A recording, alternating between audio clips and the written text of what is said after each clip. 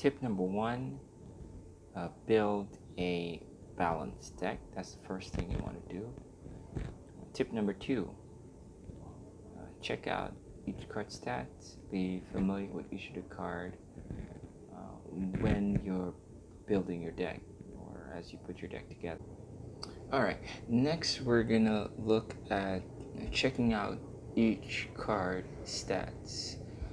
Not just checking it out as in the case of where you're building a deck to see what are the best cards to put in there and what goes best together, but it's a case of knowing exactly how much HP a specific card has, how much damage it inflicts, how fast it inflicts this damage, because all of this matters during crunch time. It's most important when you're looking at your opponent, for instance, tower, and you're trying to figure out if you fireball it, that's going to give you victory. And if your match is wrong, chances are you're going to send that fireball over and the match is not going to be over, and your opponent is definitely going to push and take the game from you.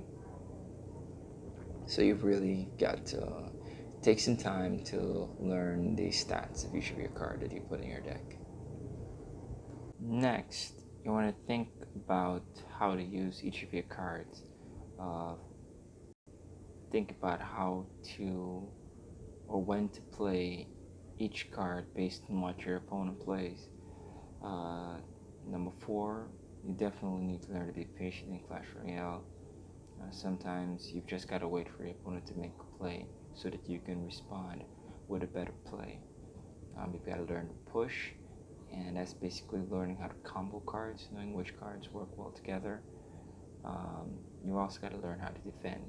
That's basically how to split up your opponent push and how to play the right card against the right card so that you get positive elixir trade. Alright, next you're going to want to learn to keep your eyes on the screen. You don't want to be playing Clash Royale when there are a lot of distractions in the air. Alright, next you're going to want to plan your moves out. You're going to want to think about what you're going to be doing. You want to think about what you're going to be doing and how you're going to do it, and what are you going to do when your opponent does something. And next, you're going to want to memorize your opponent card order, right? Once they've played all 8 of their cards, you just want to keep at the back of your head what is coming next so that you can make the best play.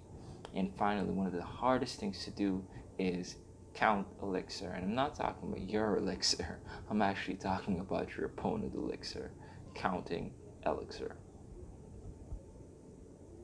And counting elixir is an art that takes a very long time to master. So you're going to have to be patient with that method. Alright, but once you've mastered counting elixir, everything else falls into place. So just to go back over all the tips, build a balanced deck, know each card stat, think about how you're going to use each card, be patient, learn to push, learn to defend, learn to keep your eyes on the screen, plan your moves out to the end, memorize your opponent card order, and count elixir. Thanks for checking out Clashing Bad with Red, and continue to clash bad.